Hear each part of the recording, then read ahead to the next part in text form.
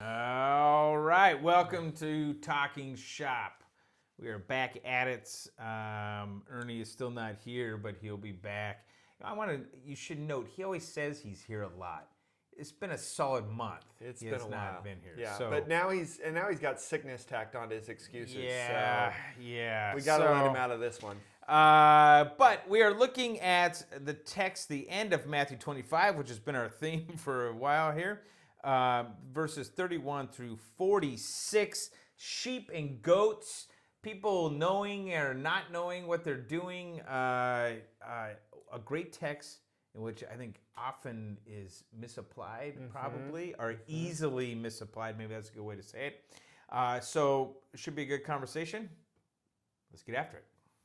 Leave away, spit out my Lord in every way. Yet I'm still welcome in Okay, the yard. Matthew 25, 31 to 46. I have punched. When the Son of Man comes in his glory. So we're looking now at the final And took his crown. judgment, the great and glorious day of the Lord. He will he gets all his angels around him.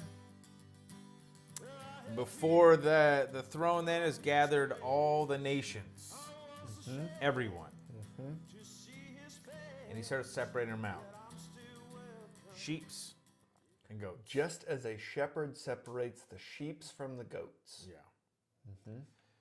And those that are considered sheep are on his right hand, and those who are considered goats are on his left. Is there any middle ground? Doesn't appear to be. Okay. There's All two right. groups. Two groups. You're either a sheep or a goat. Right. And then the king comes and he says to those on his right, that would be the sheep, "Come, you who are blessed by my Father, and inherit the kingdom prepared for you from the foundation of the world." Wow. It's pretty awesome. Really? Didn't even know this was happening, and here it is, and he's just giving it over to me? That's right. Wow. Yeah, and so then I Okay. get that's the point, right? Is he lists off this stuff. I was hungry. I was thirsty. What is it? I was a stranger. Yep. You invited me in. Invited me in. I was naked, you clothed me. I was sick or in Right. prison, and you visited me. Right. So he did all this stuff. So he goes, man, look at you did these great things. Yeah. You did it. Yeah. Come on in. Come on in. And their response to the sheep is what? When? Yeah. We don't remember doing any of that for Any you. of this. Yeah.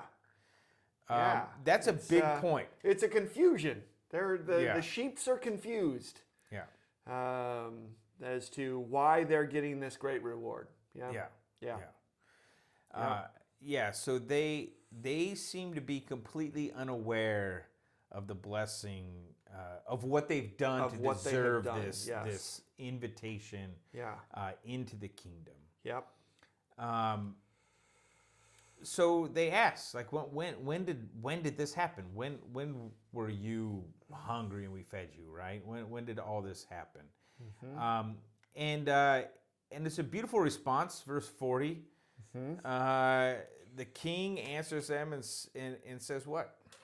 Truly, I say to you, when you did this, or when you did these things,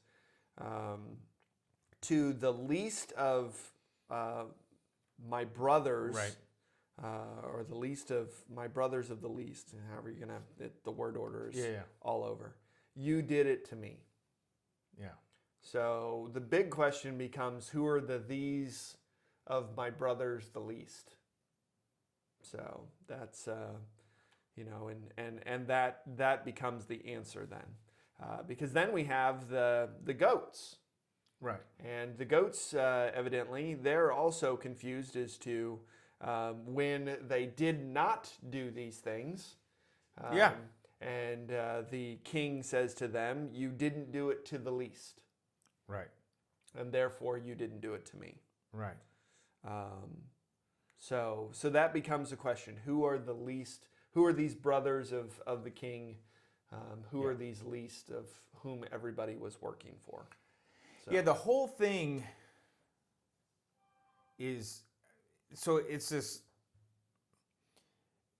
that the key is maybe first you want to know, okay, who's the least so we can make sure that we're taking care of them. That would be the desire. Right. That would be our sinful, selfish, wanting a reward desire. Right. If I only knew, Yep. then I can be sure, Yep. and then I can get the good stuff. Yep. So I don't want to be one of the goats, so therefore tell me who these least are so I can make sure I care for them. I feed them, I clothe them, I give them drink, I visit them, so that I don't get called these, I don't end up with the bad reward. Right. In the end. Right. Yeah.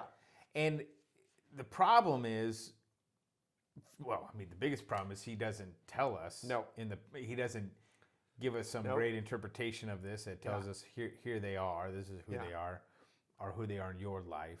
And in the story, maybe the point is nobody knows. Exactly. That's exactly the point, because even the righteous don't know that they've done it.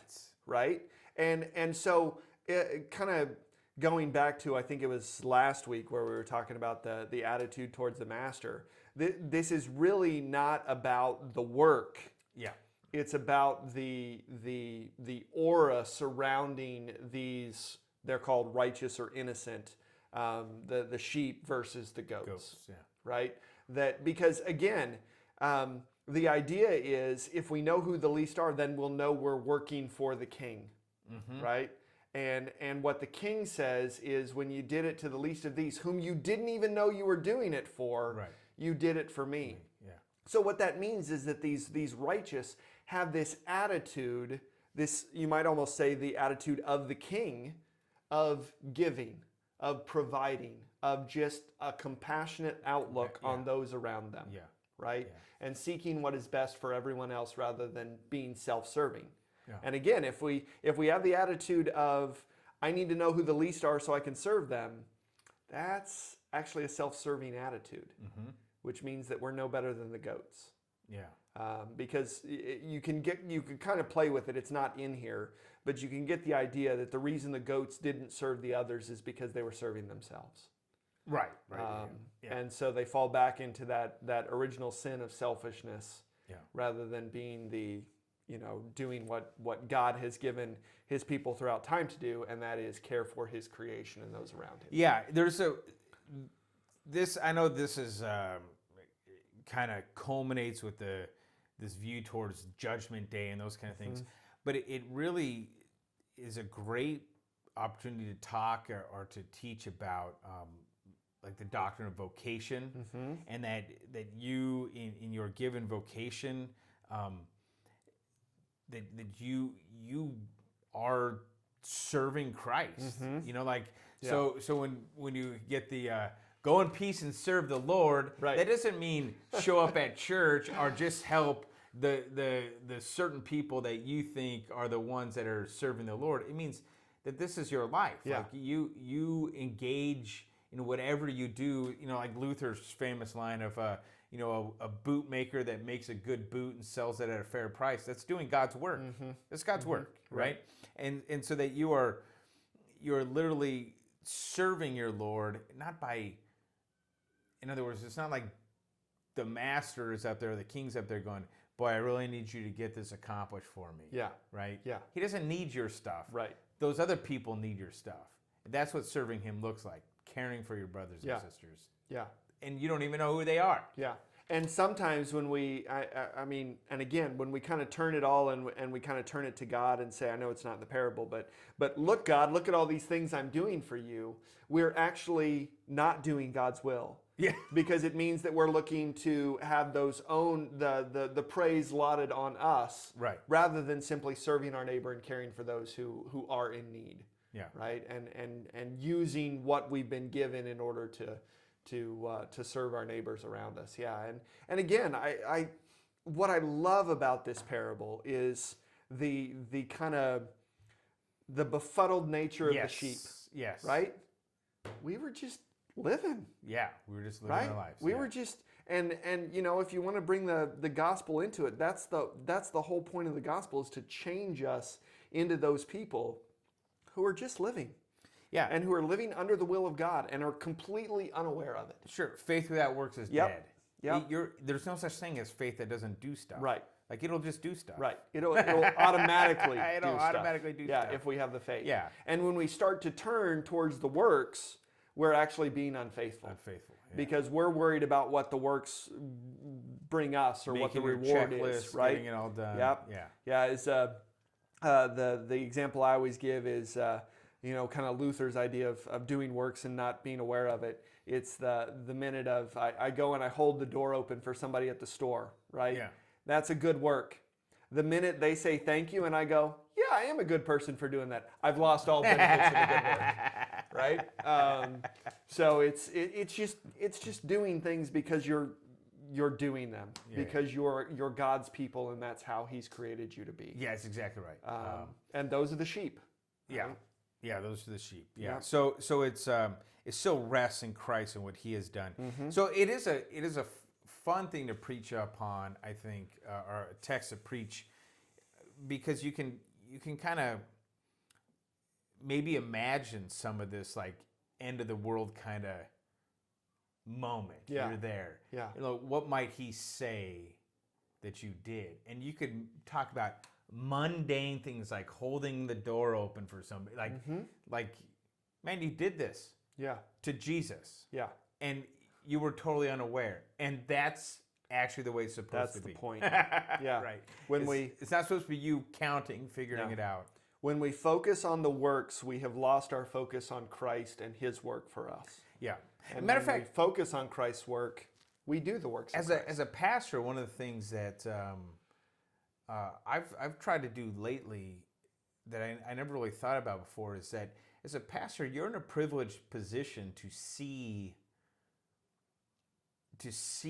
these great things that the people of God do for each other, like, because you kind of see behind the scenes a lot. You see people praying for people, or you see like like I'll go see somebody that's sick or whatever, and I find that some members already been there, to be with them. Those kind of just these things that are just normal for people. They don't think about it. Yeah, and that's the thing, is that when you find out those things, normally, if you normally don't, because you know how much it means to them, but you don't even call them out on them, but it's not any big deal to them. It's not a big deal. It's not That's like exactly they put right. it on their calendar and said, oh, I need to do this for Yeah. this person. It's Yeah. just what they do. It's just what they do. And Which is so fantastic. so I'm saying, like in a sermon, you have this opportunity to maybe kind of say that, say, man, I see you guys. Yeah, that's true. And it's like, I know you don't think about it. Yeah.